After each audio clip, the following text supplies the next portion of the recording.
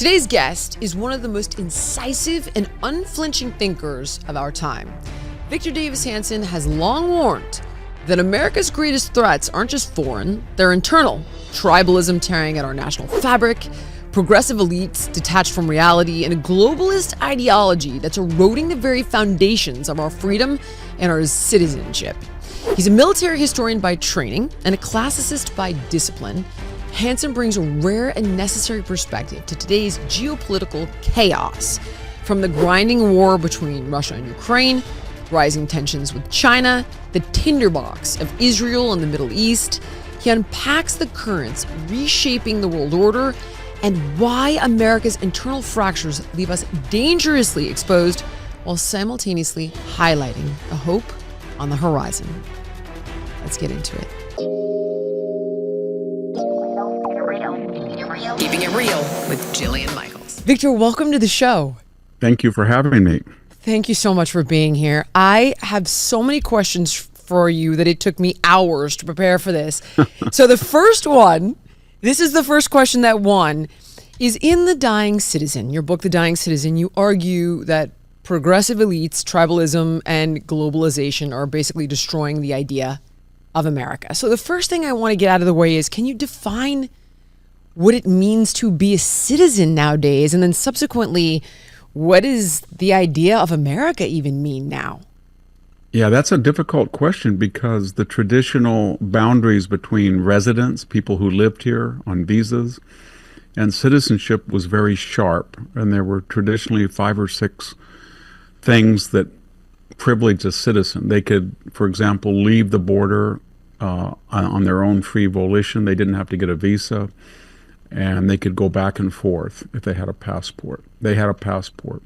I think now what we see of the northern and southern border, people are going back and forth all the time that are not citizens without permission. The second thing is they were eligible, and only them, for military service. Now illegal aliens are and non-citizens.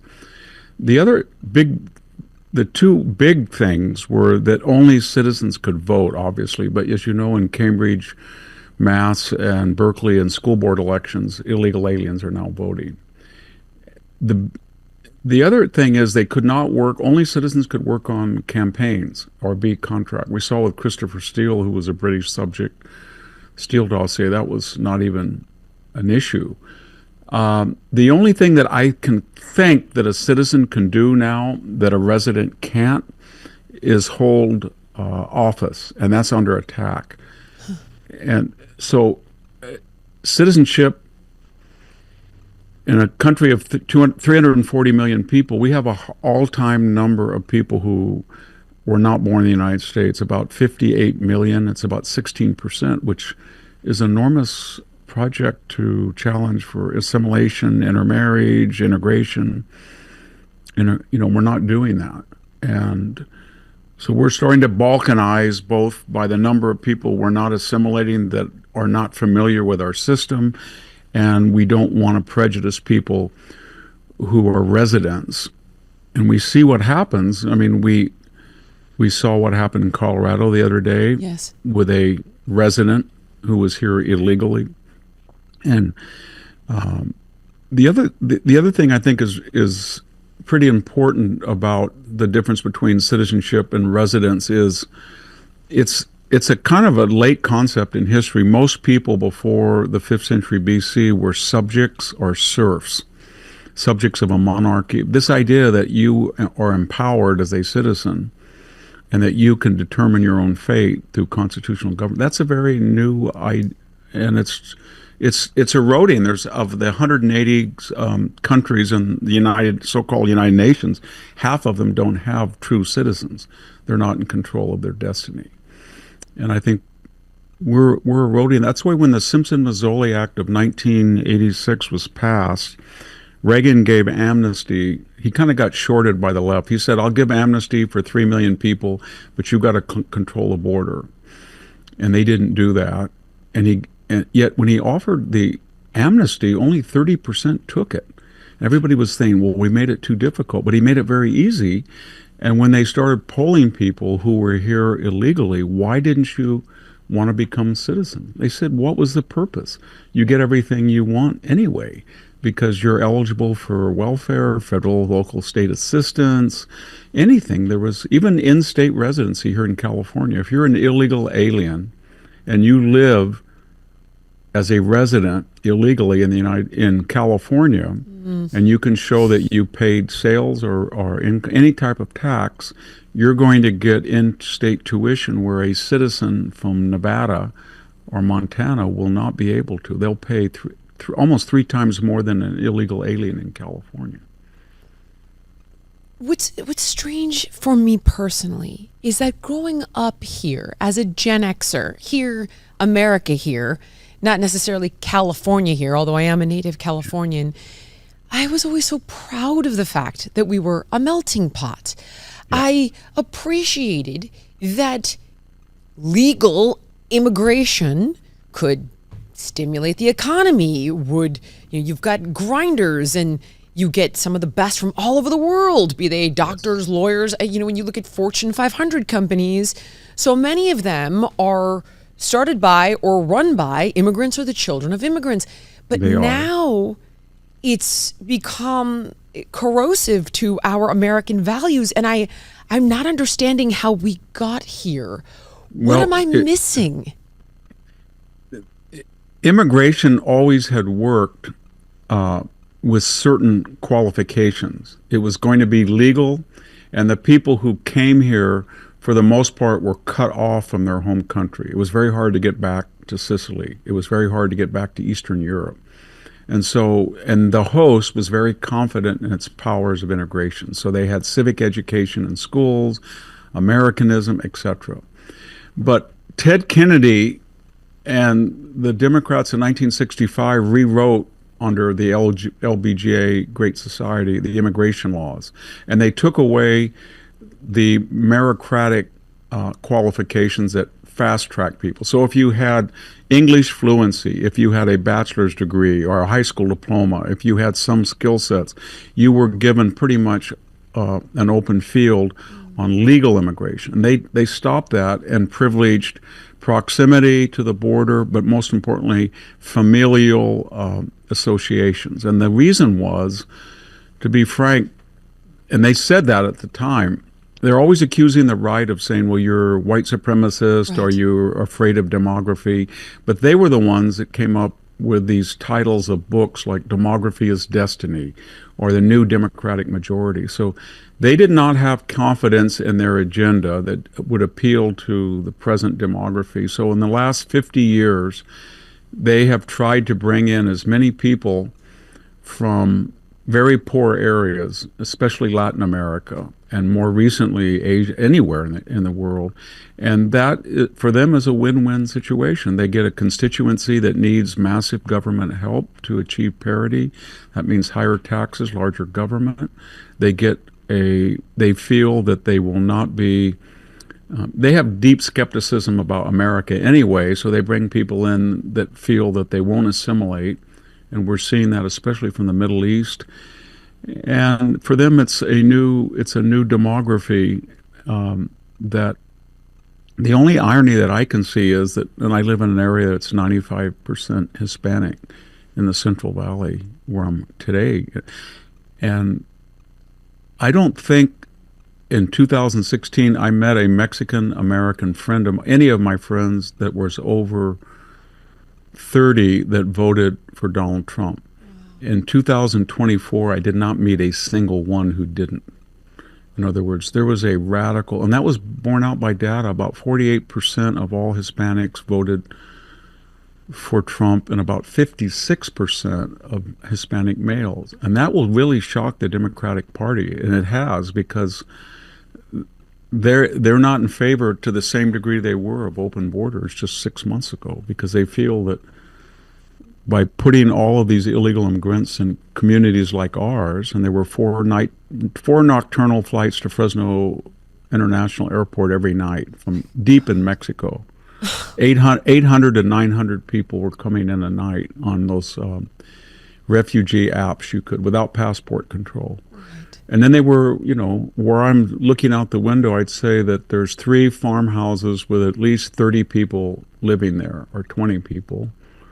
And that's what got these Hispanic communities very upset. All of a sudden, their advanced placement courses, they had to have English as second language again. Or you talk to somebody and they'll say a gang member from Mexico told my son, who's Mexican American, if he didn't speak Spanish, he was a gringo and he bullied him. Or Oh, God.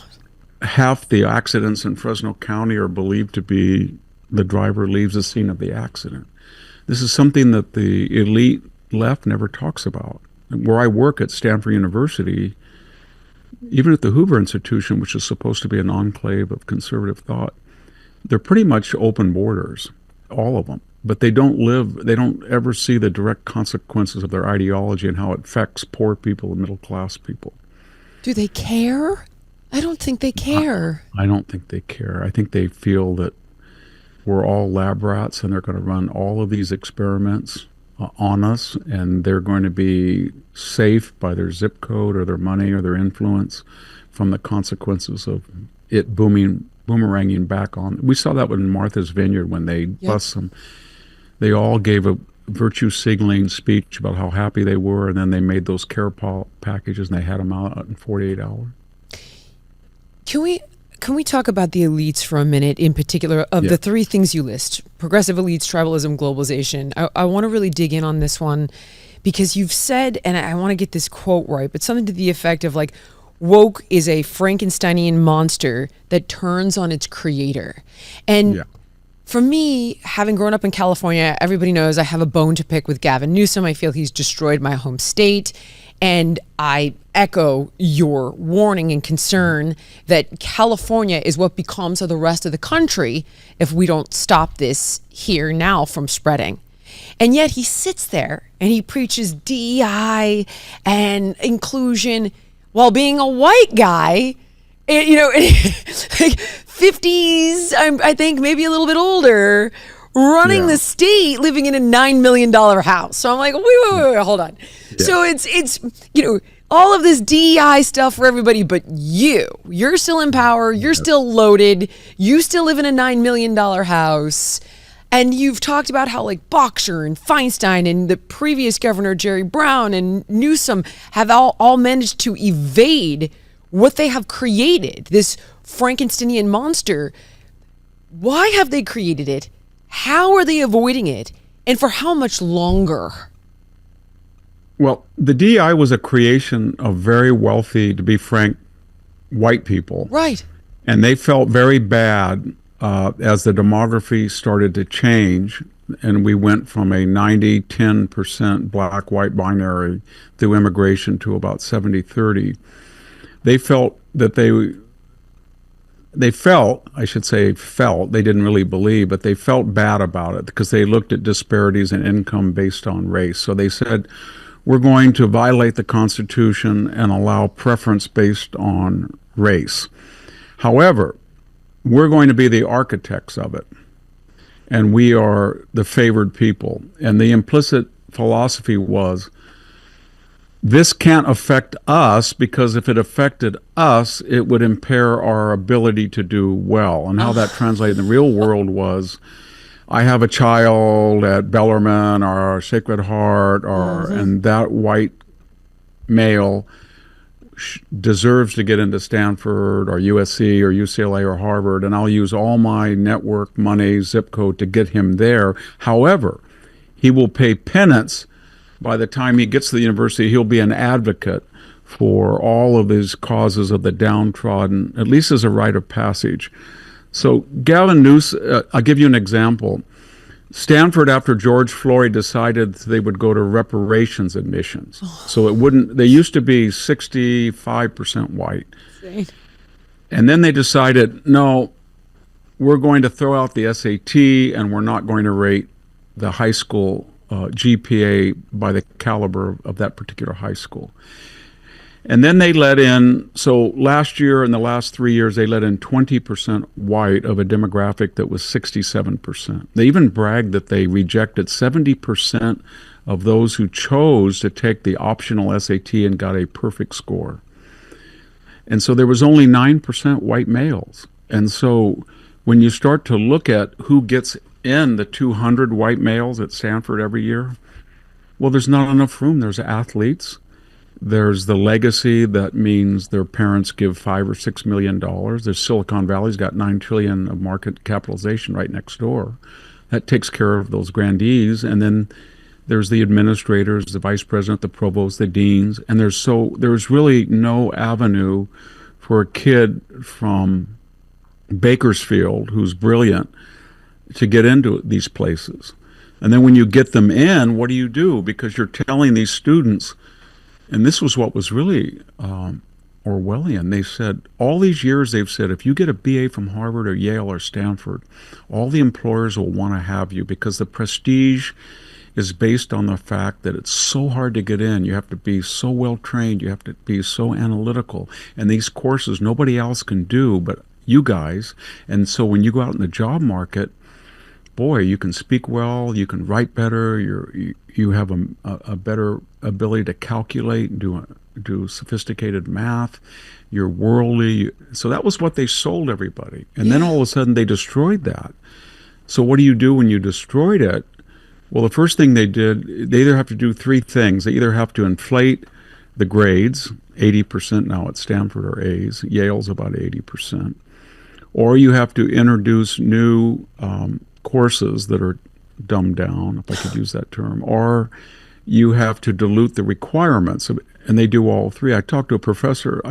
We can teach if you want it at Hoover, but most of us don't want to because we've taught our whole lives elsewhere. But they all say to you, I was not going to die on the altar of standards. If I went back to my original course load and grading, and the DEI people who were ubiquitous saw a pattern of non-white kids not getting the same grades, then I was identified serially as a DEI offender. Well, this was all fine and good because they were running on the fumes of their reputation, but after 4 years, I gave a talk to some Silicon Valley people not long ago. I thought it was going to be very offensive and bold, and I said, if this keeps up, I don't think all of these mega corporations are going to hire kids from Harvard and Stanford because their curriculum is not what it was built for.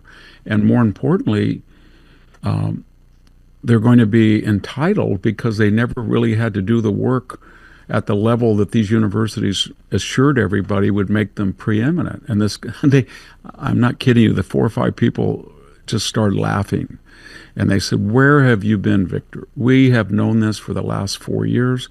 If we hire these kids, they go right to human resources and complain the first month. God. And we would rather have a techie from Georgia Tech, Texas A&M, Virginia Tech any day. And I thought, wow, and I think that's one of the reasons that for all of Trump's bluntness and crude battering of Harvard and these universities, he's going to win because the universities are kind of like a mossy, beautiful rock on a hillside. Everybody sees the ivy arches and the name Stanford, but when you turn it over, and the public has never seen the underside, it's ugly. And by that I mean they are defying the 2022 Supreme Court ruling on racially blind hiring tenure activities.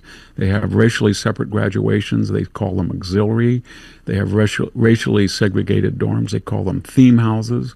God. They have not fully reported money from China or gutter.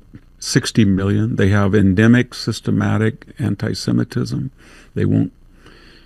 Harvard had 2 students that roughed up a Jewish student, and they face criminal charges. They plea bargained down to, I think it was 90 days of public service to get out of having it on their record. You thought Harvard would then punish them. They rewarded them. One of them was given a $65,000 honorarium by the law school. The other was made a grand marshal of the divinity school So basically, Harvard says if you go out and beat up a Jew, we're going to give you an award. And yet, I could go on, but 55%. So if you get a National Institutes of Health or Department of Energy grant from a university, most foundations will require only a 15% surcharge for your home facility to allow you to have a desk they were charging the government 50 to 55%. And then we have 300,000 students from China and another 200 from the Middle East. They charge them 110%, no discount, no fellow. They're big money winners. And we don't vet them. So they don't want to talk about, I don't want to give you a precise percentage, but a sizable percentage of the Chinese students at the Kennedy School of Government are the children of communist provincial officials in communist China. And most of the kids here from the Middle East that we see in all these demonstrations are from the affluent elite with golf money scholarships and somehow. And they don't want to talk about any of this. And what Trump is doing in a very, like a battering ram, the more that he needles them, the more this comes out. Yes. And they're so arrogant and so insular, and they don't understand the public. The Gallup poll 6 years ago said 60% had high confidence in elite higher education. Today it's 30%. They don't understand that they don't have the public anymore. People don't like them, and it's too bad because they, at least in the science and math, they're very critical to our competitiveness, but they're destroying themselves. And the funny thing is they could all cut a deal with Trump and say to their radical faculty and their radical students, hey, I'm sorry, but we can't have segregated dorms. We can't have racial biases in hiring or admission. I'm sorry, we're going to get rid of the theme houses. I'm sorry that anybody who puts one finger on another person, especially Jews, because they're the most at risk, is going to be expelled. They could blame it on Trump. They can just say, I didn't want to do this, but we're going to lose billions of dollars in federal funds. And so it's we're kind of in a counter-revolution is what I'm saying. That yes, Trump you said that. His second term is a counter-revolution. And that was one of my questions. What do you mean by that? You know that feeling when the weather starts heating up and you suddenly realize that your closet hasn't kept up? I mean, I get it. I used to impulse buy trendy stuff that I would wear once and not touch again, but not anymore. This summer, I upgraded my wardrobe with pieces from Quince. And let me tell you, it's been a game changer. Their clothes are timeless, they're flattering, they're lightweight, and they somehow managed to feel both elevated and effortless. I grabbed a pair of their 100% European linen shorts and one of their linen button-downs, and I've been living in them. And the Italian leather platform sandals, I'm obsessed. They go with everything, and they cost half the price of what I've paid in the past. And here's the kicker. Quince keeps prices low by cutting out the middleman and working directly with ethical factories that use responsible practices and premium materials. Give your summer closet an upgrade with Quince. Go to quince.com/Jillian for free shipping on your order and 365-day returns. That's QUINCE.com/Jillian to get free shipping and 365-day returns. Quince.com/Jillian. All right, tell me the truth. How many different beauty potions do you have sitting on your bathroom counter right now? Because if it's more than just Vibrance Super C Serum, you need to listen up. Because the ingredients in this one product can replace your day creams, eye creams, night creams, neck creams, wrinkle creams, and dark spot reducers. It's made in the USA with the highest quality ingredients, including vitamin C, hyaluronic acid, vitamin B5, and vitamin E. Super C Serum delivers noticeable results, so simplify your skincare routine. Get a healthier complexion and minimize wrinkles and age spots with Vibrance. And if you don't find it better than your current skincare routine, you'll get a full refund. So just go to Vibrance.com/Jillian to save up to 37% off, and you get free shipping. That's Vibrance, Vibrance, Vibrance.com/Jillian. When we talk about success in the health and wellness space, people usually focus on the product. Maybe it's killer protein powder, a sleek activewear line, a smart home workout program. But what most people don't realize is that the real magic often happens behind the scenes.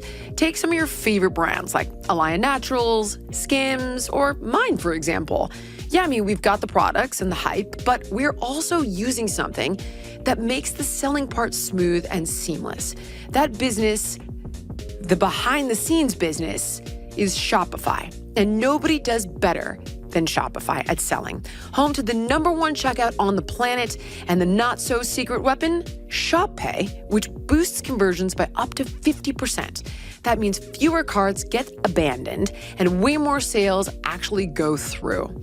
So if you're serious about scaling your business, your commerce platform better be ready to meet your customers where they are online, in-store, in their feed, and everywhere in between. Because businesses that sell more, they sell on Shopify. Upgrade your business and get the same checkout Alaya and Skims use.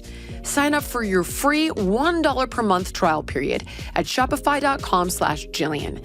That's shopify.com/Jillian, all lowercase. One more time, shopify.com/Jillian to upgrade your selling today. Well, the first term, he himself said it. He came in here without any experience, and nobody in the Republican Party wanted to work with him. He was a pariah. So he picked people like a Jim Mattis, whom I know I like, and H.R. McMaster, whom I know and I like, and people like John Bolton, whom I've met but maybe not particularly fond of. Those people weren't on his agenda. They were part of the post-war bipartisan establishment. And Rex Tillerson, and then you had people within the administration like Anonymous or Alexander Vindman that were trying to stop it. This time around, I think there's 3 or 4 elements that have changed him. He's a lame duck from day one. He doesn't ever have to go up for re-election. Number 2, they raided his house. They tried to take him off the state ballot. They tried to shoot him twice. He was the object of 93 indictments, and he survived all of that. I think in his mind, what more can they do to me? I don't care anymore. And then third, if you look at the people he's appointing, many of them have, they're very loyal, but they have, I guess what I'm saying is if he thought, I need somebody I can trust for the FBI, I better appoint a good person that has been the object of an FBI attack, like Cash. I need somebody like Tulsi, who was put on a no terrorists. I need somebody like Pete Hegseth that the military hated because he wrote a book about them.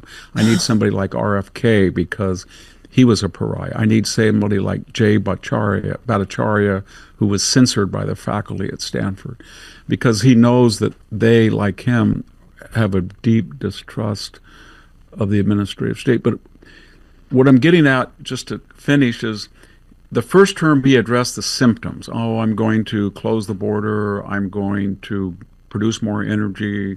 We're not going to have forever wars. This time he's said, what caused all that, progressive? What caused biological males slamming a volleyball down a girl's throat when that used to be a feminist issue?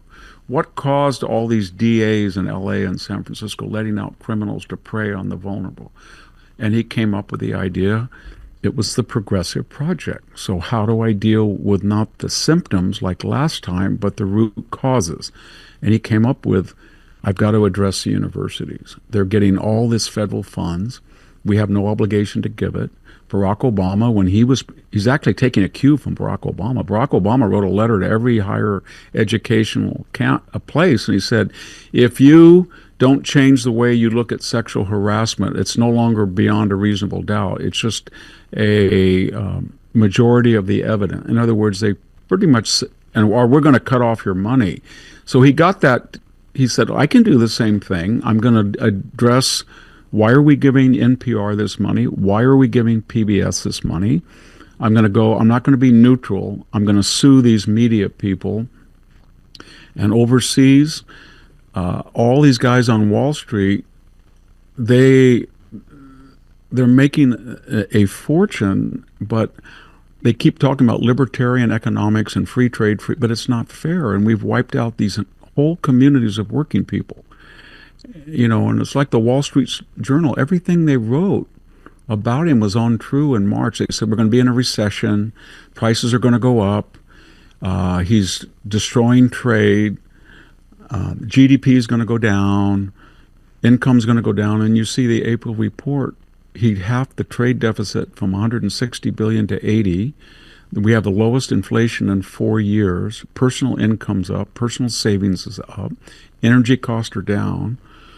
And it's because he's trying to think of ways to help the middle rather than just the Republican standard orthodoxy of, kind of trickle down. And so he's trying to address all of these things that allowed the progressives to be powerful. And one of them is he said, we were easily caricatured as a party of the golf course and wealthy, and I'm going to transform the party into a national workers' party. And I'm going to tell a Mexican-American guy in Fresno, you have more in common with your white truck driver than the white truck driver does with a Stanford professor, or you do with a Hispanic anchor woman. And that's what he did. And it was a revolution, and I think they still haven't seen what hit them. You talk about how class is never really mentioned in this DEI, and now you draw parallels of people from totally different ethnicities, different genders, having more in common versus like their common ground with elites. And you've talked about how this begot the term systemic racism. And I wonder if you could elaborate a bit on this, because to a certain extent, listen, I grew up at a time, as I'm sure you saw as well, where there was like one black family on TV, the Cosby family. Yeah. There was, one black person a year, maybe on a magazine cover. Like, we've all remember those times.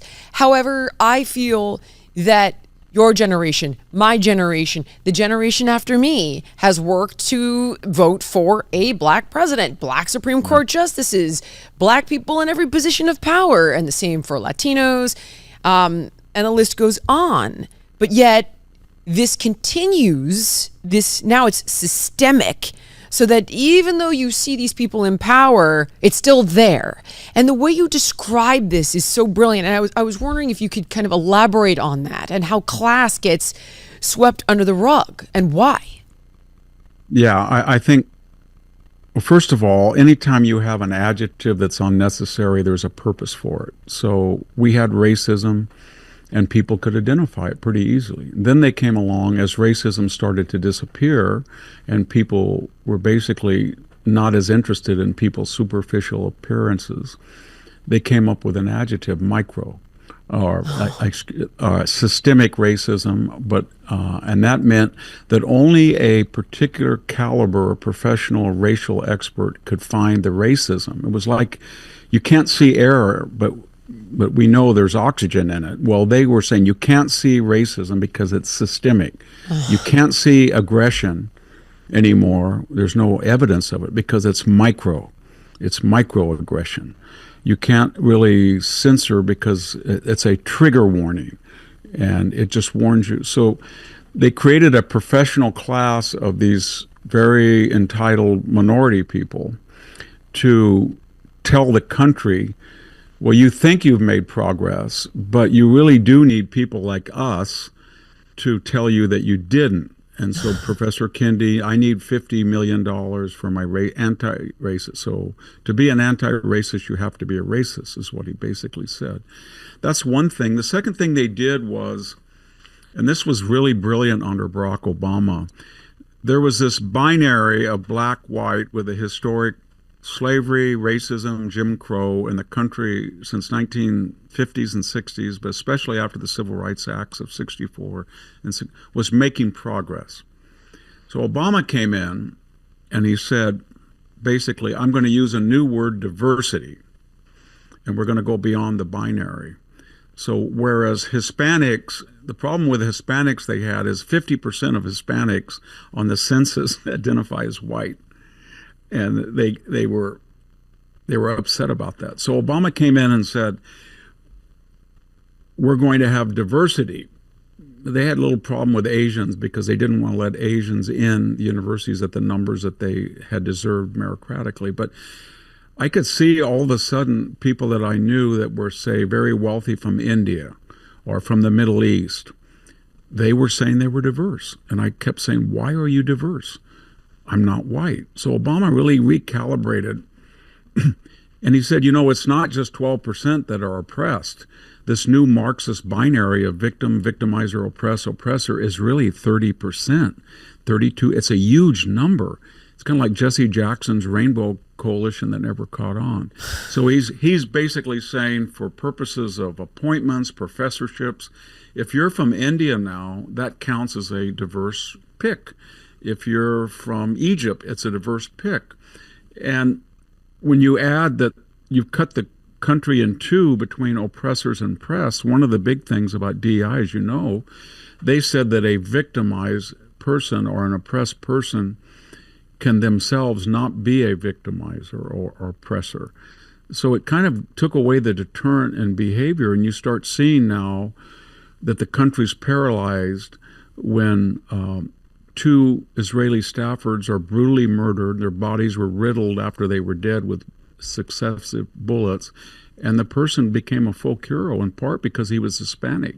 And now we had one in Colorado, an Egyptian illegal immigrant, and he is now, there's already people saying free, he said the exact same words, free Palestine, but he is oppressed. And that's when you see these very wealthy, entitled kids on campus, if they're from the Middle East, if they're from India, if they're Hispanic, they are oppressed, and therefore they can't be anti-Semitic. I want to sidebar for a second. I did want to ask you this, but I was planning on asking it later. But because you bring up the anti-Semitic piece, as a world-class historian, what do you think when you see individuals like Daryl Cooper suggesting maybe that Hitler wasn't quite as bad as we thought, or Winston Churchill did play a larger role in exacerbating the devastation of World War II? Honestly, just you would know. You have the knowledge. Does this outrage you? Do you think this is inconsequential? Yeah, it does. I wrote Barry Weiss asked me the day that he did the interview if I could write 2,500 words, and I think it was 6 hours. I was on a plane. I wrote the essay. I think refuting him, I just did with my colleagues Andrew Roberts and Neil Ferguson. Three of us did an interview with Peter Robinson about Daryl Cooper. And, Daryl Cooper's not, he wrote one book, and it was on the internet. I think it was on Twitter. So he's a pop aficionado, but he hasn't looked at the source material that would explain why Churchill might have said something that I'll give you one example. Yeah. Okay. So he said that Churchill was a terrorist because in 1940 he bombed the Black Forest, and he wanted to start a fire. Well, what he didn't say was that there was evidence that the logistical key to invading France, which was a preemptive attack by Nazi Germany and the Low Countries, some of their staging areas were in the Black Forest, where they had, all sorts of supplies. And more importantly, he said it was a terrorist campaign, and they were targeting. They didn't have napalm. They had a primitive form of magnesium. And the point Churchill was making is, how do we stop these people? They started this war. They've got 2.5 million people that have burst through Belgium, and somebody said, well, maybe we can bomb these areas and light up their munitions and their fuels. And so that becomes, in Daryl Cooper's mind, well, he ordered a terrorist attack. What I'm getting at is that they apply a standard that if you're on the American Allied Democratic side, you have to be 100% perfect to be good. And if you're not, if you can pick and choose little things, because we're human, then they can magnify that and say you're bad. But what they never miss, the big picture was that when World War II started, The U.S. Army was the 17th sized army in the world in 1939, behind Portugal. And Britain had been worn out by World War I, and France was infected with socialism, and Germany was rearming. And the more they said to Hitler, please do not hold a plebiscite in the Saarland. Please do not violate the Rhineland demilitarization of the Versailles Treaty. Please don't have the Anschluss with Austria. Please don't annex the Sudetenland. The more he would lie to them, and he said, right. You know, what he said, what was very funny is he said the Munich Agreement, he started saying that was unfair. Chamberlain went over to Munich and he basically said, you can have you can take the Czechs, you can have Czechoslovakia, you can make it your domain, you can have the Skoda arms work, you can do all of that, but we've given you so much, please don't invade Poland. And Hitler said, nope, I won't do it. But what he didn't say is when Chamberlain went back, we have records where Hitler turned to his advisors and he said, I saw that little stupid man with the umbrella and I wanted to jump on top of him. And what he was saying was, that stupid Chamberlain, I don't like him, I don't respect him, he's so weak, he gave me everything I wanted, and I wanted a war, and now I have to wait a whole year. His generals were saying, this is good, mein Führer, because we will mobilize, we'll get another year to attack Poland. And so almost everything that he said, and I wrote a long refutation, was inaccurate. And if it was not, the other thing to remember is, very quickly, when Chamberlain, he doesn't understand that Hitler, when he attacked Poland, Winston Churchill was the First Lord of the Admiralty. He was in charge of the Navy, basically. He wasn't even Prime Minister until May 10th of 1940. So from September 1st all the way to May 10th of the next year, Chamberlain was Prime Minister. So how could he be culpable for starting the war? Because he wasn't even the Prime Minister. And more importantly, when he was the Prime Minister, they were so desperate, they said, Winston, everything that Chamberlain did failed, and now they've invaded, and you're going to be the Prime Minister. And he basically said, okay. And then Daryl Cooper said, well, he would treat Chamberlain very bad. Chamberlain wanted peace. No, he said to Chamberlain, everybody is demonizing you. I disagreed with you. You were naive, but I'm going to bring you into my war cabinet. And he told people, don't attack him, because he did his best. He was just naive. So he was really magnanimous. But by, let's say, August of 1940, what was the world like? And Daryl Cooper, he doesn't mention, there was everything in Europe, every capital today in Europe, all of the EU was either under German occupation, actively a part of the Axis, or pro-Axis neutral. So Madrid, Lisbon, Amsterdam, Athens, all of them were under German control. And who was there? Well, the Soviet Union with 400 divisions was on Hitler's side under the Molotov-Ribbentrop Pact. So they were supplying the oil for the gasoline refineries of Germany to bomb Britain.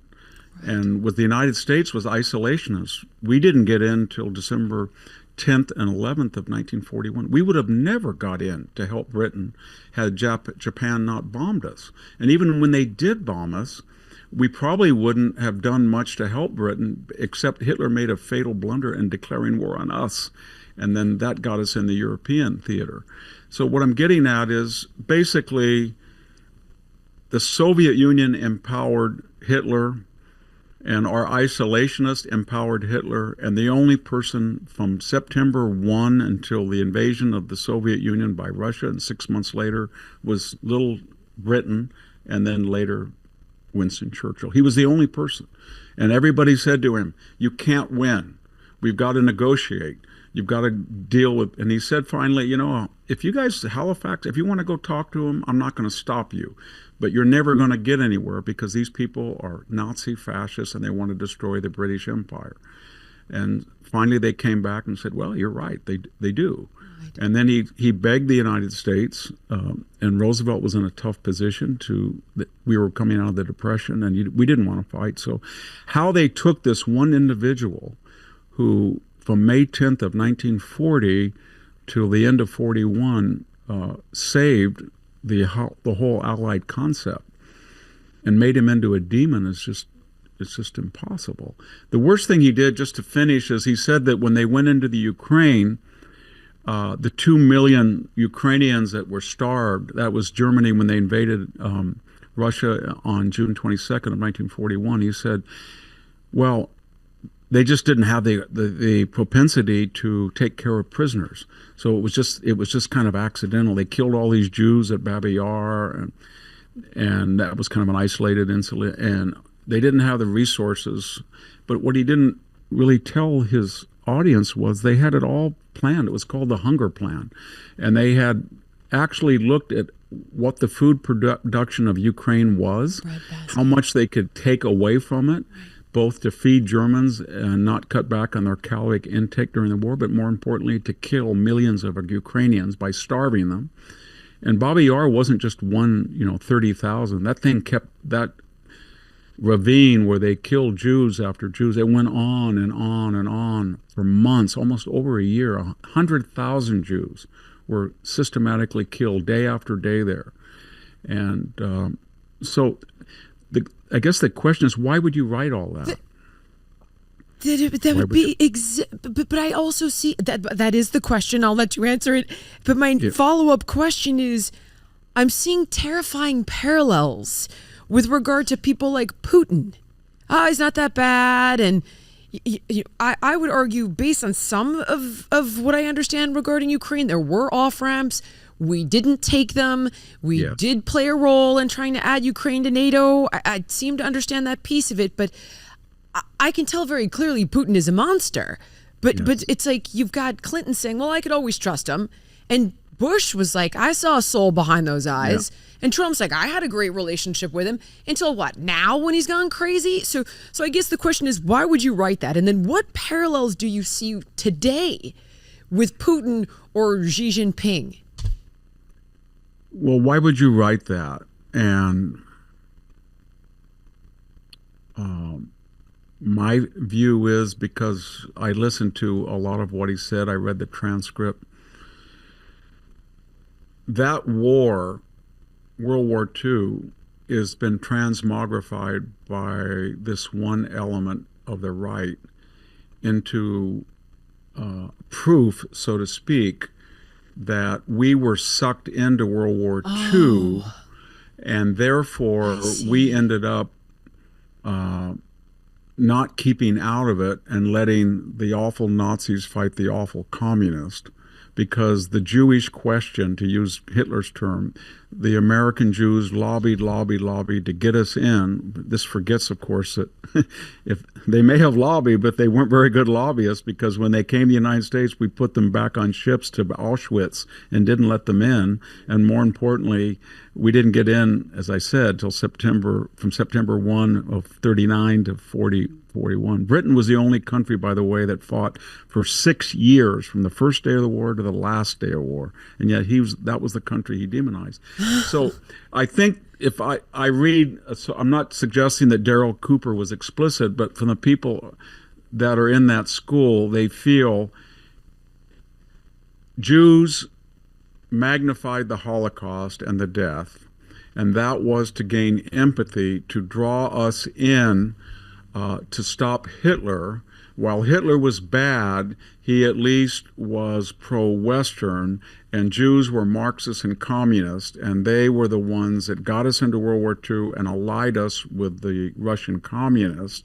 And we should look at this as a lesson, because now they're doing it again in Israel. They are trying to draw us in and bomb Iran or alienate us from 500 million Muslims so this little 11 million person country. And I think that's pretty much why the history is distorted, because it fills that paradigm. And it's kind of based on, Pat Buchanan wrote a book about it, in 2000. about we were sucked in. And he wrote another one on World War II. And his theme was we should have either stayed out of it or encouraged Germany to fight Russia. As bad as communism was, and they did kill 20 million of their own, there was no other way to stop Hitler than to send aid to Stalin. And we did. And he killed 3 out of 4 German soldiers. We couldn't have done it ourselves, at least not until 45 or later when we had superior weapons. But what I'm getting at, the revisionism of World War II is deeply tied in with the contemporary affairs. And when you listen to Candace, or you listen to I know Tucker very well. I'm not sure that he's in that same group, but I'm not sure because I haven't talked to him in a couple of years. But when you look at Kanye West or Candace Owens or Daryl Cooper and these people, anytime they cite history, there's usually some reference to Jews or to Israel drawing us in and getting us. And so if you say to them, okay, do you know any ally that has destroyed Hamas, who hated us and tries to kill us, has hurt the Houthis, has basically did the impossible of defanging Hezbollah and destroyed the air defenses of Iran, so if you wanted to take them out, you could? Is that our enemy, that little tiny Israel did all of that on its own? They don't have an answer to any of that. So that's something that the Republican Party and the conservative movement and the MAGA they have a fissure in the MAGA movement. Right. And so far it's a small group, and they're kind of neo-isolationists, and they said, Iraq, they took an idea that had some, as you pointed out with Putin, there was some logic that, Biden appeased Putin, or Ukraine was part of Russia, or we kind of reneged on the NATO pledge that it wouldn't be part of NATO, all of that. And they take that tiny truth and they make it into the truth, that it's all our fault and Putin's not that bad, he's just trying to, and that's crazy, because Putin is a dictatorial killer, and he will do it again if he can. And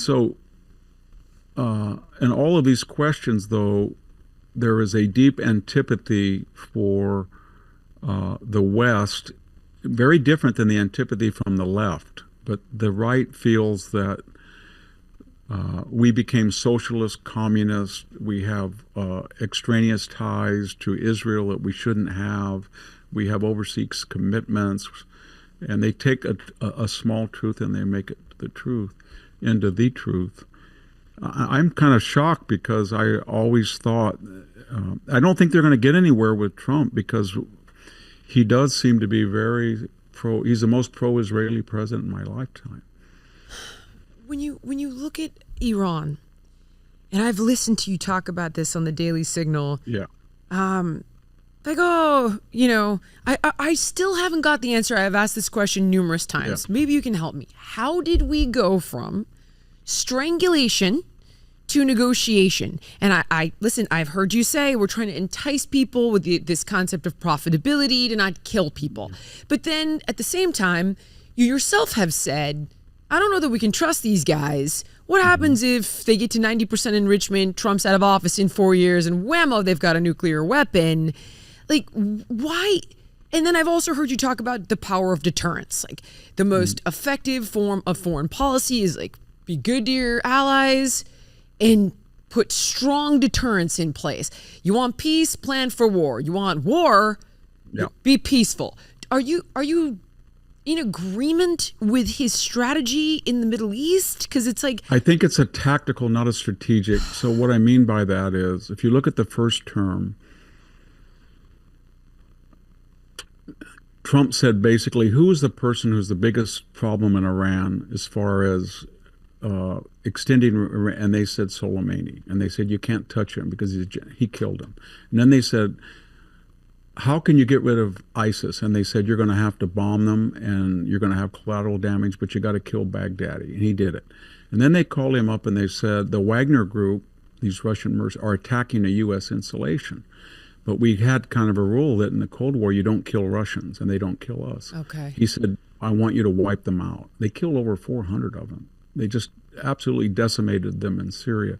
So we know that he believes in the utility of deterrent force. Right. So what he's doing now is... Where is that this time, though? Yes. So like he's in a Republican Party that wears the Afghan 20-year debacle that ended in that nightmare in 2021 in Kabul, and the Iraq thing that has Iranians. So in Trump's mind, he ran on no more forever wars. Okay. And that's what RFK, Tulsi Gabbard, all those people. So what he's trying to do, as I understand it, and I talk to people around him, is I'm going to offer these people negotiations, and I'm not going to be called a warmonger, but they are going to exhaust them. So he went and said, listen, Zelensky, don't do that, and Putin do it. And then Putin showed. Now, all of a sudden, Trump says, well, I gave him every off-road ramp. I trashed Zelensky, and the guy won't change. And now he has a much more credible argument to help. He's not going to let Ukraine end up like Afghanistan. If he did, it would ruin his presidency. And the same thing in the Middle East. I think what he's saying to everybody, we got about 4 or 5 more months before they rebuild their defenses. And I'm not going to be the one that just preempts and then have the left and the isolationist right come back and say, well, you were negotiating. They were just about ready to have a deal. Same thing with Hamas. And you stopped it and you were just a mad bomber. So he's basically going to go to the limit. And I understand it. The enrichment is almost there, and the window is closing. We have a few months, sometime in the summer or the fall. He's going to have to make a decision. And I think if he does make a decision, it'll be a much more less controversial decision the more he is offered to negotiate with him. I get it now, because I could think not. That's what he's going to do. That helps a ton, because it's like, personally, listen, I'm totally against forever wars. I certainly would not want my children being thrown into these regime changes all over the world. And I know you talk about, being a citizen means fighting for your country. And I've often questioned, what wars would I fight for? What wars would I, allow my children to fight in? But with the way he was handling, killing Soleimani and Baghdadi and strangling at Iran, I like that better. But now that I feel like I understand what you're saying. Same thing with the Houthis. He's warned them, and he's been really hitting them hard now. And he said to everybody, well, I warned them, and I warned them, and I get it. I think he's telling the world, to the European. The weird thing about the Europeans they're privately saying one thing. They're saying to him, we need oil, so don't go screw it up because you have oil and we don't, and the price will go high if you go in there. On the other hand, they can reach us. We're closer to them than you, and we have no means of stopping them. So they basically said, Donald Trump, solve the problem for us. But they give you mixed signals that make it almost insolvable. And then the same thing here. So I think what he's saying is, he's not dumb. He's very bright, and he's saying he knows you can't trust the Iranians. He knows they'll break every deal you do. Right. He knows that they're a paper tiger now. For the first time in 50 years, they have internal dissension. They have riots. They have power outages. They have no defenses. That an American project of a week could probably destroy all of their nuclear capability for good, weaken the regime.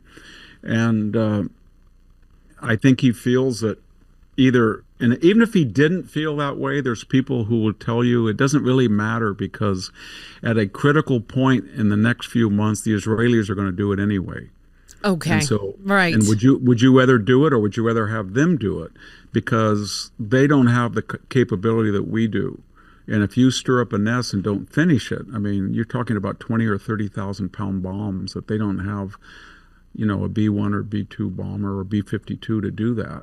And it would be much more difficult and much more prolonged. It'd be much better if we got the endorsement of the Europeans and the NATO allies and did it.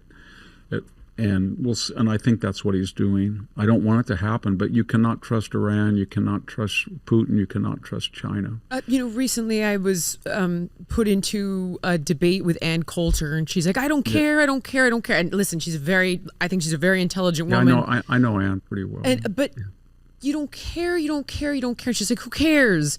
Let them have their Sharia law and let them have, everybody's got bombs, who cares?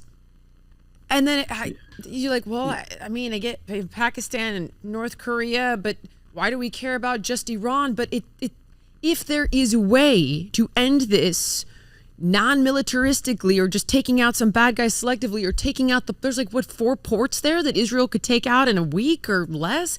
But I get it. I understand he's making the case. I think that regime is even a little different than Pakistan, because North Korea has a deterrent upon it. It's not just the United States, but they don't do anything unless China allows them to do it.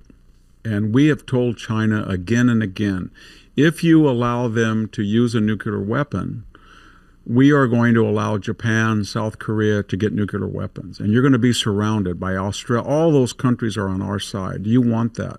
So they have a somewhat, they enjoy North Korea's hysterics that bother us. And they use them like a bulldog. They let them off the leash. But ultimately, North Korea knows that they can't do anything unless China approves. And Trump has told them, as Bush did. And the same thing with Pakistan. They are deterred by India. They have about 200 nuclear weapons, and India has about 500. But they have, 240 million people. India has 1.4 billion. So we don't worry about Pakistan because India deters it. But when we look at Iran, the only deterrent in that whole area is Israel. And Israel is not, it's only 11 million people, and you've had Rafsanjani in the past say, we kind of like the idea of Israel because half the Jews in the world are in one place and it's a one-bomb state. He used that term, one-bomb state.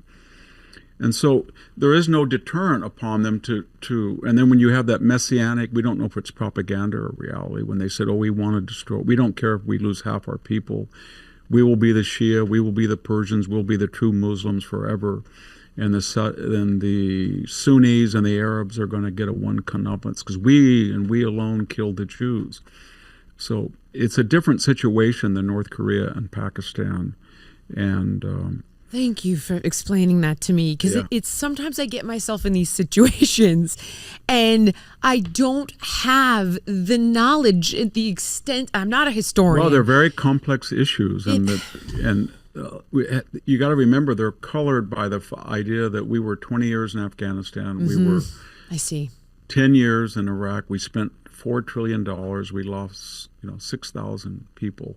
And so everybody has said they don't remember it was kind of an angry response to 9/11, etc. WMD is a different story. It was a lie. But what I'm getting at is we're kind of worn out on all of this, and that's one of the reasons that Trump was elected. The other thing a lot of MAGA people will say is, Victor, if we don't screw it up this time, and there's not a COVID, last time we were on our way to two terms, and the Chinese, whether it was intentional or whatever, that destroyed the last year, and he lost the election.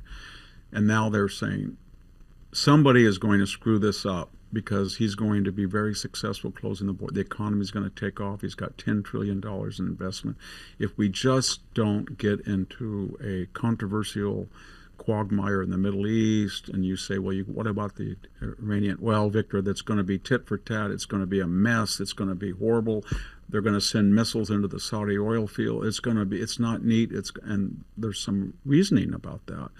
But so that's a part of the reaction. They're just, a lot of people are realist and they're not conspiratorial. They just say, on this time around, let's just keep to business and watch our end. But you try to tell them, well, you might not have another chance, because if they get nuclear weapons, they'll start dictating to everybody in the Middle East. So it won't just be Israel. And it won't just be Israel that has a bomb. It'll be the Saudis, the Kuwaitis, they'll all get bombs, because if they don't, Iran will be threatening them forever.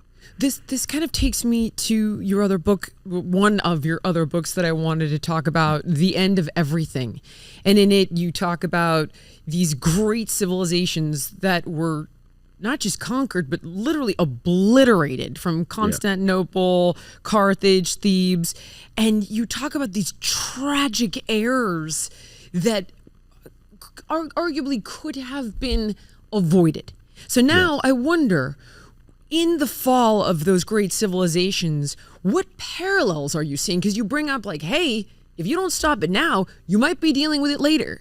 This kind of desire to like, I just want to kick the can. Like, let's just, let's stay in power here. Let's focus on getting all this good done. But does it cost you like irreparably down the road? And when does China take Iran if you're not constantly putting forward the deterrence you talk about? I mean, this is, sorry, no, I've you're had so right. many questions for you for so long, and I've listened to you for so long, and this is what you do. And I guess that's why I'm uniquely I tried curious. to pick really 4 different types of civilizations to see if there was a common theme in human nature. I wasn't sure what I was going to find when I started, but it is true that they have all of these civilizations have certain things in common. The first is they don't calibrate in a rational sense how they have declined. So Constantinople is not the Constantinople of Justinian with 1 million people. It's down to 50,000, and the Byzantine Empire shrunk. The Aztecs are in crisis. Thebes has lost the Battle of Chaeronea. The era of Epaminondas is over, but they still think, kind of like the United States, they don't really think that we're 37 trillion in debt, or we have enormous problems, and we're not quite the country of World War II. We can have a renewal. No, we're not the same people. The second thing is they don't look at the people who they're facing. The Sultan, Mehmed II, who had the greatest library in the Islamic world, or Scipio Africanus, who was the head of the Scipionic literary circle, or Alexander the Great, who said he believed in the brotherhood of man and had Aristotle teach him. And my point is that they don't really think that in their time and space that these people outside the walls are killers and they want to destroy them. They keep thinking that we're just as strong as we were, and this person is reasonable, he's rational, he's a man of letters. They wouldn't really do this. And they do really do insane things. And then the other thing is, this is really important because it happened in Europe. They always think that the world would not let this happen. So the Carthaginians say, well, the Macedonians are on the flank, to the rear of the Romans. Once they find out that the Romans have 80,000 people tied down here, they're going to attack. Well, they're not going to attack. They feel, why should we help Carthage? Or the Thebans say, well, even if we do have to deal with Alexander, the Spartans will come. And so they send envoys to the Peloponnese and they say, where's the army? They said, it's coming. And then the Spartans basically say to them, well, where's Alexander? And they said, he's already here. He's almost here. And they said, basically, see you, wouldn't want to be. And they turn around and go home. Same thing with the poor. The most tragic example are the poor Byzantines. They're on the walls of Constantinople. All they have to do is hold out for 2 months or 3 months, and this huge army of 200,000 will not be able to feed itself. The area is malarial. So they keep thinking the Italians are going to come. Even though we're Orthodox, the Pope is going to send 100,000 men, and they're going to come up the Dardanelles to the rear. And at the end, they get about 600 Genovese and Venetians. So they could have stopped. But the point I'm making is it's kind of like, people said the world's going to stop this Holocaust. It leaked out by 1943 what they were doing. They won't put up with this. They won't do this. And the thing about Israel that I don't think people realize is they understand the lesson of history and their way of thinking. We are never, ever going to rely on anybody else. Never. Because every time we've done it, And by the way, they think there's a certain pattern here. Tiny little Greece dealing with Turkey, the Kurds dealing with Turkey, the Armenians dealing with Turkey. They all thought that the great powers would restrain. The Cypriots dealing with Turkey. It never happened. Right. And so I think that's the one thing that people don't realize about Israel. They've just decided there's not going to be a second Holocaust, and they can't trust anybody, including us. So ultimately, their fate is in their own hands. And that makes them, to a lot of people, admirable people, because unlike most of our allies, they're very capable. In fact, they're really capable, and they have done enormous. I think other people think they're a liability, but actually I think they're a net ally in a way that we don't have any other allies, in so many different ways. And you talk about the necessity of being good to our allies. One of the top criticisms I hear of Trump is that, he's an isolationist. He's isolated all of our allies, and you say he's not an isolationist. He's a Jacksonian. Yes. Can you explain this to the viewers, what this means and what the difference is? Yeah, it's a term that Walter Russell Mead, I think, he didn't invent it, but he popularized it, and he tried to suggest that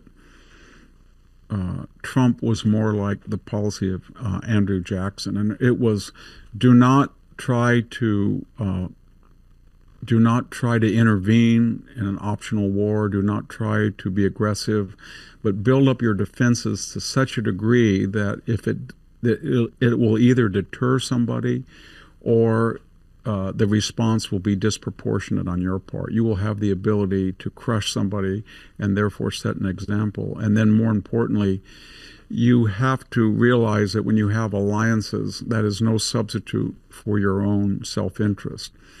So how that translates in the real world to Trump, he goes over to NATO, and for years we paid 25% of the budget of NATO. We had about 75% of the military wherewithal, and they kind of took us for granted. And Trump comes in and says, this was in 2017 and 18 and 19. He said, you got Putin right here. You're buying gas from him.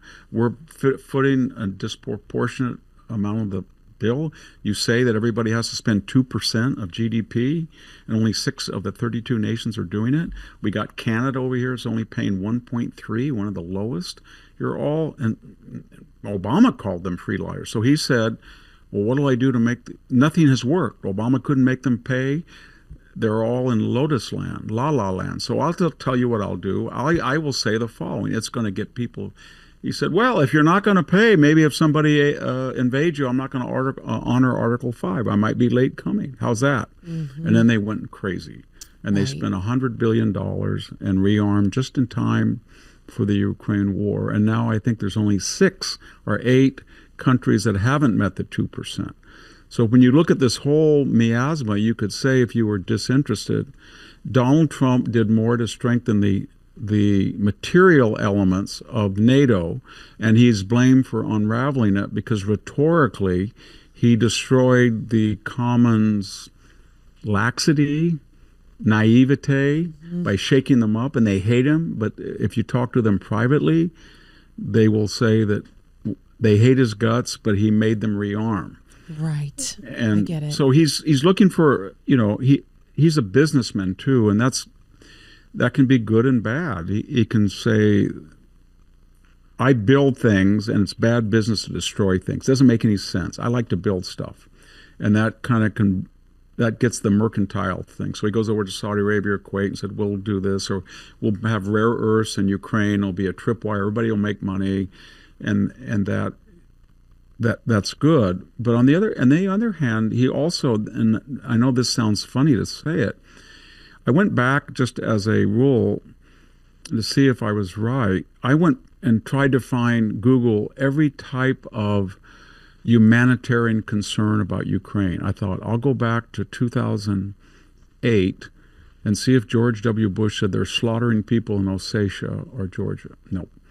He said that he broke international law. He was a danger. I went back in 2014 under Obama when they went into Crimea and Donbass. Did he talk about all the innocent people that were killed? Nope. went into Biden when he went in and tried to take Kiev and all the heroic deaths to stop it. No. Who was the one president of the last 4 administrations that was unique, that his first term, it was the only one that Ukraine was not invaded? Or nobody was invaded, I should say. And then number 2, he was the only one who's, every time he talks about that war, he says, this is horrible. These kids are getting killed. Yes. This is terrible. It's just a waste of lives. This is stupid. What is Putin doing? And yet he's considered heartless and cruel, but he's the only one that looks at it as Stalingrad or the Somme or Verdun. And that's the thing about him that's so enigmatic, because he's considered crude and everything, but when he was campaigning, I wrote an article about that. He was the only one to ever use the first-person possessive pronoun when he'd go to the middle. Our steel workers. We got to help our farmers. I had never heard a Republican or a Democrat say our farmers, our steel. You remember he said that? Yes. He does today. Yes, of course. I just didn't realize no one ever said it before. Yeah, nobody talks like that. And so he's a very enigmatic figure, and we'll see what happens. But a few more questions, if you don't mind. Tariffs. So a few months ago, I was lucky enough to interview Bill O'Reilly. Then I was lucky enough to interview Sean Hannity. Deals are coming. Deals are coming. I got a good feeling. Both of them, by the way, said, it could turn out to be a catastrophe. We don't know yet. I'm hopeful. I think a lot's going to get done. Announcements are going to come. A couple months have gone by. Now the courts are trying to take Trump out at the knees, and we got to pay $60 billion back in tariffs that we've taken. Our own country is working against our best interests. If this is our guy, whether you wanted to do it or not, whether you liked it or not, whether you like him or not, now you've taken away any ability for him to continue negotiating on our behalf, and we got to pay $60 billion back. What is this? What is this? Just like, can we reduce this to Trump derangement syndrome? Because I would get it if beforehand you were iffy, tariffs don't work, and blah, blah, blah. But now we're in it. Don't we then all get behind our guy and try to get to the finish line? No, because they want him to fail, and even if we fail. But the problem after the election, I'll give you an example. On the night of the election, NPR released its last poll. And they had Kamala Harris winning beyond the margin of error by 4 points. She lost by 1.5. They were 5.5 points. Des Moines Register said that they were going to carry Iowa by 3 points. That was insane. They lost it by 12. But my point is, they all thought they were going to win. They really did. I was at Stanford. I had people, everybody told me that Trump was going to lose. So my point is, they were just shocked. And then they looked at the sources of power. Well, how about, at least they could say in 2016, wow, Trump, he didn't win he won the popular vote. Yep. He was the first president to win the popular vote since 2004, when George W. Bush barely did. Then they said, well, he did very well in the Electoral College. Then they looked at the issues, and almost every one of those issues, the border, transgenderism, Afghanistan, he was 70-30, 60-40. Then they looked at the actual levers of power. He won the House, he won the Senate, the Supreme Court, for all the criticism, is more conservative than liberal. So the left looks at themselves and they say, we have no power, none. We can't do anything. So what are we going to do? And they said, well, you do have power, because most of the judiciary is left wing. You indicted him with 93 indictments. You tied him up. You went after Mueller. Remember that? Mueller, for 20 months, $40 million. Oh, yeah. We raided the Mar-a-Lago raid. Yep. So they think there's 700 district judges. That's the lower of the three court system. Then there's the circuit, and there's the Supreme Court. And usually because the Supreme Court is just bombarded with appeals. So they said, out of that 700 judges, or 750, there's probably 400 liberal judges. And even though they're district judges, meaning they have regional responsibility, we're going to have them issue nationwide injunctions. So this one little judge basically in a liberal And they know they have computerized files of every judge, and they rate them on their liberality. And then they pick these judges to issue a nationwide injunction. And then it has to go to the circuit court. And usually, the Supreme Court is doing about 70% in Trump's favor, but by the time it gets there, you've lost 2 months. And unfortunately, now when they did stay these tariffs, they're dealing not just with the Chinese, but the Europeans, and the Europeans are thinking, wow, right, if we wait them out, yeah, we're going to keep our $250 billion surplus with the United States. And the Europeans, if you talk to them, they'll even say things like, why should we worry about China? Yeah, they rip you guys off for $1 trillion, and they rip us off for $1 trillion deficit, but we get some of it back with $250-300 billion surplus with you, because we do to you what China does to us. And all of a sudden Trump is saying, first of all, trade deficits matter because they give foreign exchange to a country, often a hostile one, right, and they destroy jobs in the United States. And I'm going to use this as a club so I get people to invest here. And if they want to make profits, they can, foreign entities, but they have to give us jobs. So that, and now people are saying, I'm going to wait him out because the courts, right, by the time this goes to court. So now what he's saying is, you may want to wait me out, but if you do this and the Supreme Court rules my way, and they will probably, we're going to issue even higher tariffs. The whole thing is he's got to get Japan, India, South Korea, and China. Once he does that, the other 100 nations will fall. And the Europeans will be the last because they hate his guts more than even the Chinese do. Wow. Why? Why do they hate him more? They hate him. I lived in Europe 3 years, and I go there every summer, and they hate him on a multiplicity of levels. First of all, he represents their stereotype of the stupid, uneducated American who's unsophisticated. Right. And then they look at his orange tan, his comb over, his loud, all that, and they think he's boisterous and he's crass and he's American, money-grubbing entrepreneur, billionaire. Queen's accent, he doesn't look like the traditional American Harvard, Yale, blue blood, Anglo-Saxon Protestant, sophisticated diplomat. He doesn't look like any of those people. And the third thing is his language is undiplomatic. They feel that that's what so they don't like him. And then the more important thing is, if you look at when the EU was formed, basically in the 1981, 82, when it really got going, they were almost same GDP as we were. And now they've only got 65% of our GDP. And when you look at their annual GDP growth, not just the size of the economy, but the growth, they're way behind us. So what's happening in the world, the United States is going like this, and Europe is just sitting here. And they've got our fertility rate's way down at 1.65. Theirs is 1.45. They're shrinking more radically than we are. Their socialism is not working. No. They have open borders. They're undefended.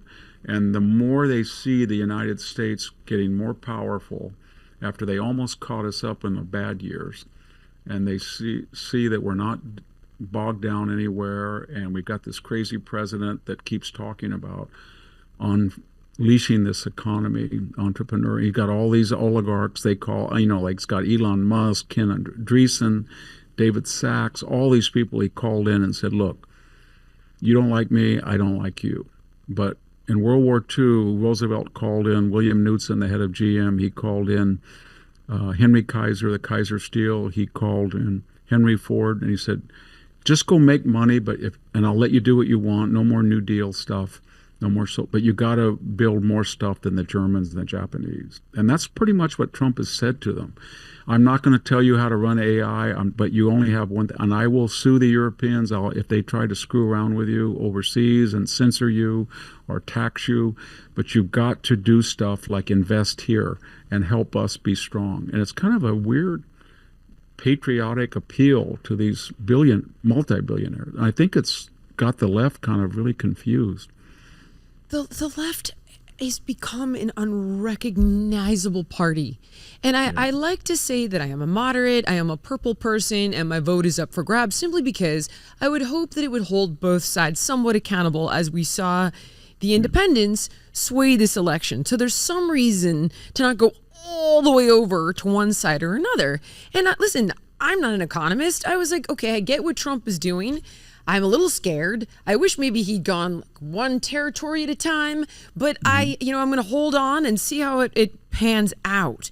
But what I can tell you for sure is that I would have remained neutral with the left on it, and Trump would have lived or died, and the Republican and all of his people that will run after him would have lived or died on this one, kind of like Kamala was the border czar.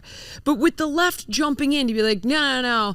The courts are going to block you. And not only that, on illegal immigration, we're going to have judges letting illegals that have committed crimes and beat people nearly to death out the back door. And like, what the hell are they doing? And there's no right answer here. But if you had to guess on the triple down, like, they hate him. Okay. Resist. Okay. But I find that it's making them look worse because now if tariffs fail, I can blame someone other than Trump. I can blame them for this. Yeah. That's pretty much correct. I grew up in a Democratic Party. I have a twin brother who basically doesn't speak to me. He's left-wing Democrat. So unfortunate. Yeah, it is. But the Democratic Party is really, they keep saying the Republican Party has changed. It has, but not in the same ways as the Democratic Party.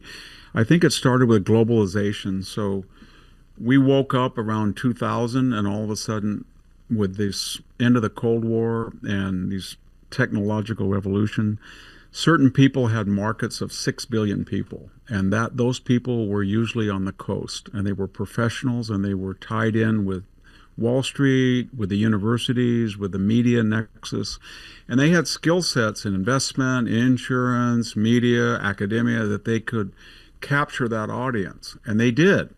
And all of a sudden these universities had campuses all over the world. All of a sudden a college president went from making 200,000 to 3 million.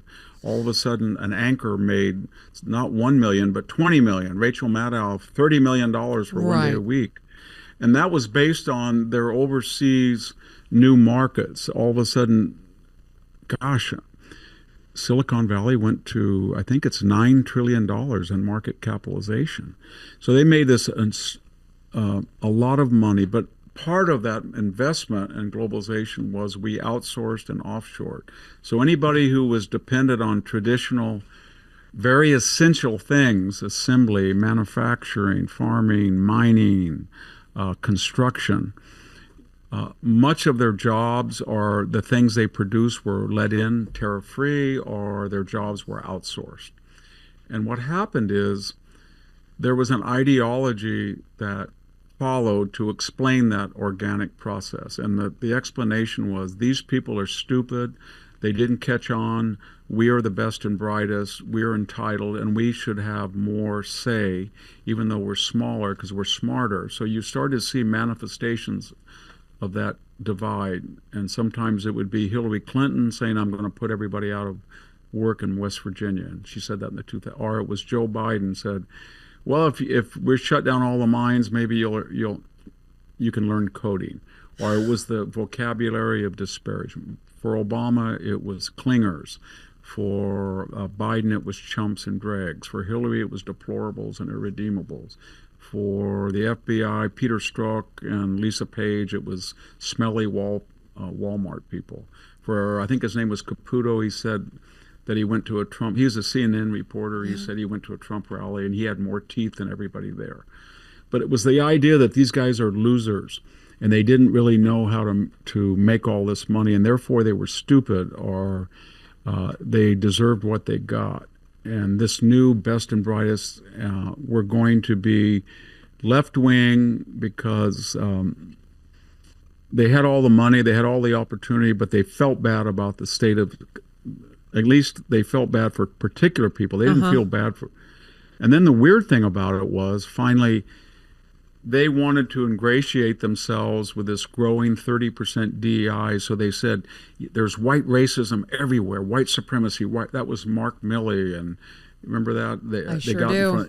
And Mark White, and you thought, well, you idiot! You make $400,000 a year. You're going to be You're going to be a big defense contractor. You're going to be a globalist arms merchant when you get out of the military, or advisor, and you've just told all the people in the Army that are white, middle class, lower middle class, that they are racist, and you said you were going to run an investigation. So the first thing was that 8,500 they kicked out of the military for not getting a vaccination when they let 12 million people in from Mexico with it. They didn't care if they were vaccinated or not. Yep. So then they quit, and then they quietly issued the report, and it said there was no systematic conspiracy of white races, but in the process they lost 45,000 recruits. So when Trump came in, we were 45,000, and all it did was take Pete Hegseth to say, we want to fight, And the weird thing was, if the Pentagon has data on everything, but they're very hard to find. They'll have it on every matter of race and gender, for promotion, for retention, for underrepresentation. But when you look at the dead, it's very hard to find. You can find it, but the dead in Iraq and Afghanistan is about 74% of all those that were killed in action in Afghanistan and Iraq were white males. They only make up about 34%. So you had this big truth that the Pentagon didn't want, and what the reality was, with all this demonization of white males and working class stupid people and deplorables, these were the people that every time we got in a jam, we overrepresented them. They died at twice their numbers in the demographic, and we sent them to God. I was embedded twice in Iraq, and you go to places like Fallujah or Taji, they're horrific, and you would see these kids in 2006 and 2007, and they were all from the Midwest or the South or rural California, and they were out there, right? And they died at double their numbers. And yet we deliberately said, we don't need you people, we're DEI, and they all quit. And so all of a sudden the military, when you ask them, they say, well, we didn't need 45,000. But they did. Yep.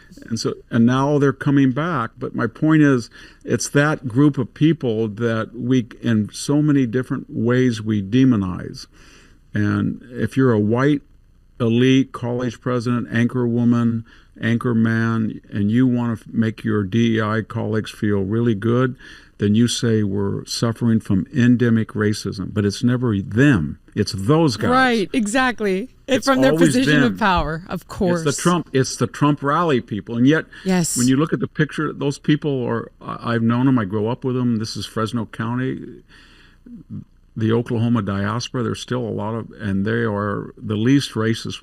I know they intermarry with minorities, and the people who are really exclusionary, if you want to get down to it, are wealthy bi-coastal elites, because they're always out. Every time I meet one of them, they're always telling me that their daughter graduated from Yale and she married a Harvard Law graduate, and this.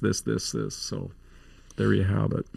If I could tie it back to the beginning here, these two books that I specifically wanted to ask you about that I've been reading, literally one is talking about the end of the American dream, and the other one is the end of everything. So my question becomes, does everything you talk about with tribalism, elite progressives, globalization, weaken America to the point that it is vulnerable in the ways Constantinople was, and Thebes was, and Carthage was? And if so, what is the message or the lesson you would hope our politicians take away before it's too late? Well, even though we're time and space, there's different criteria today of a health of a nation. There's still certain constants throughout history. One of them is, can the country feed itself? Does the country have fuel? Does the country have a military? Does the country have a stable constitution? Does the country have defensible borders? And when you start to, does the country have, illustrious, so you look at the United States, it's never just absolute, it's in comparison to what? So we're the largest oil and gas producer in the world right now, combined, more than Saudi Arabia, more than Russia. If we want to, we probably have more precious rare earth than anybody if we wanted to go into Wyoming or Tehachapi Really? or Utah. Yes. Oh my gosh, I thought it was like Ukraine and Russia had the most. No, I know, because we've put them off limits, but doesn't mean we can't put them back on limits. When you look at our military, I know we overspend, we're not, but the military is still the most lethal military in the world by far. If you look at nuclear, we're trying to keep up with the Chinese, but the Chinese are way behind us still. They got another decade or more. If you look at the Constitution, we have the oldest democracy in the world. It's the oldest. It's going to be 250 years. And we're the only for all these problems that we've discussed, there's only two other large multi-million person, over 300 million or 253, and that's Brazil and India, and they're multiracial democracies, and they're not working very well. No. We're the only one that is able to get by with, it's tax, but we're still, we're the largest by value of food. We're the largest, not in actual anymore with China, but the value of our food is the highest. It's the greatest in the world right now. We're the greatest producer by the value of all, and we're the most diverse food producer, from nuts, fruits, everything. It's only in the United States. So you look at all of this, and there's a lot to think. I think when I first got to Hoover, I would always think about Milton Friedman. He always quoted, I think it was either David Hume or Samuel Johnson. He always said there's a lot of a country. I debated him once, and he always said, we have a lot of rot left in this country, meaning we have such a surplus of resources, we can take a lot of rot.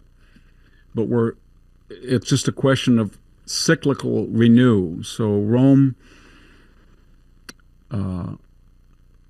started in 753, and it went all the way, if you count the Eastern Empire, to 1453, and you could argue there were periods where it was completely gone, and the West was gone, but the Byzantines lasted another 1,000 years. So it's very hard to calibrate. I have a lot of confidence in the youngest generation right now, 18 to 28, 30, because they always rebel against things, and they can't buy houses as well. There's so many regulations. They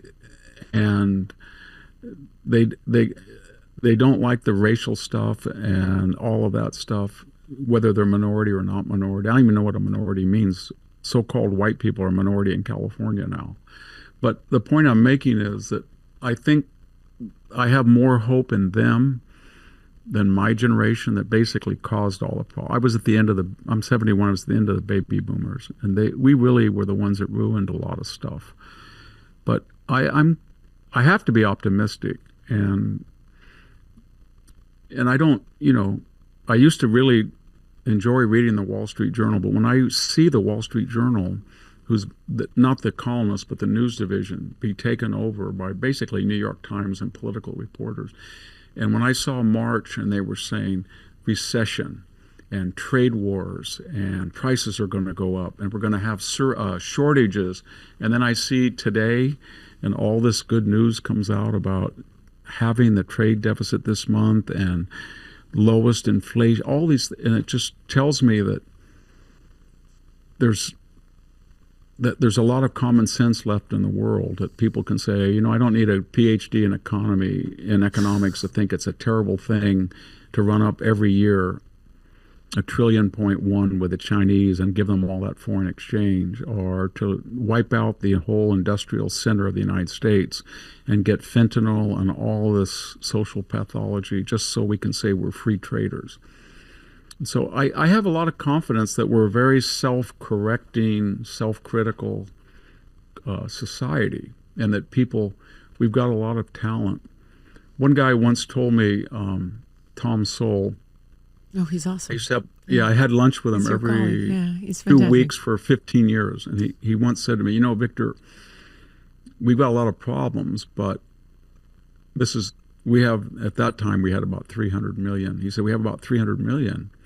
And we have about 75 million of the smartest, best educated, capable people in the world. And that's larger than the whole entire countries. And even if you say that most of us don't know what's going on, we do have. And he didn't mean just educated elites. He meant people who know how to weld and start businesses and long-haul trucking. So what he was saying is this country is so hard to characterize and stereotype because there's so much. It's the most dynamic country in the world. It's constantly reacting very rapidly to changing situations. If we had this conversation in 2008, 10, maybe just 15 years ago, you and I would be talking right now about peak oil, and we had reached peak oil, and we were all through, and our total production of oil was not 21 million barrels. It was about 7 and 8, and the Saudis were going to take over the world with the Russians. And then somebody comes along and says, we can frack, we can horizontal drill, and it just changes everything. And that's kind of we're the only country that doesn't have class impediments. We don't say you're in the wrong class, you can't do that. Yeah. We got over the racial impediment.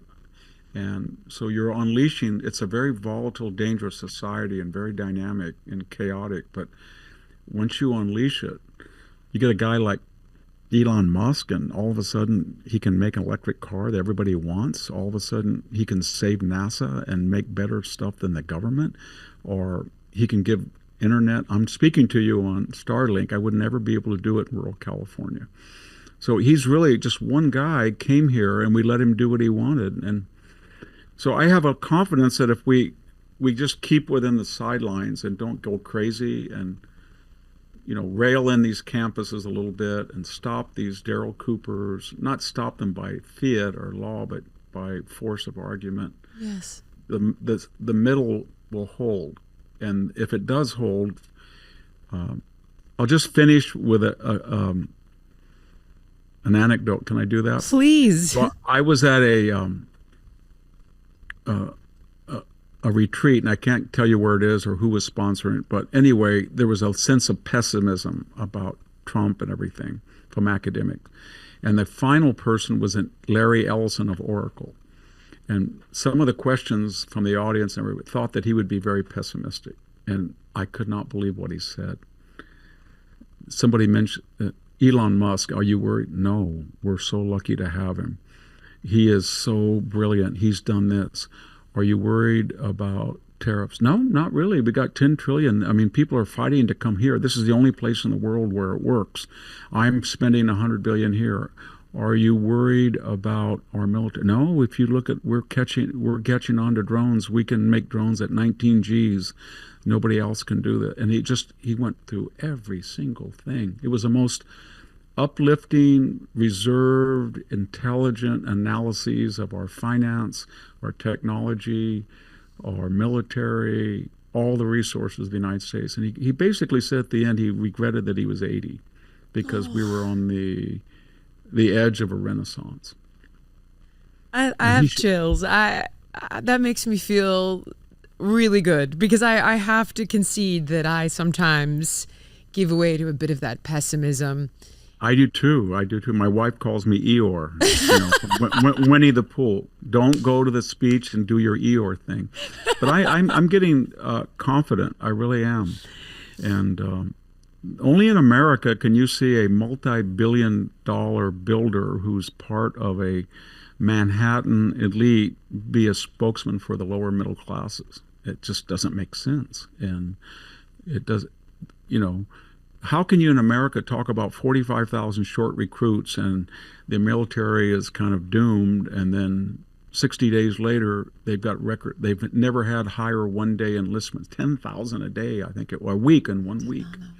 So we're very radical and changing, and everything is disruptive, and that bothers the Europeans and everybody. But when it comes down to it, we will exercise the greatest force. It just has to be pushed in the right direction. I can't thank you enough for joining me and for answering all my friggin' questions. For me, this has been long overdue because I follow you, watch you everywhere, read your books. But for a person who may be new to you, what books? No, I watch you on Gutfeld. Oh, yes. Thank you. That actually makes me feel great. Now I have to go back on Gutfeld if I know you're watching. I'm going to make sure my publicist calls today.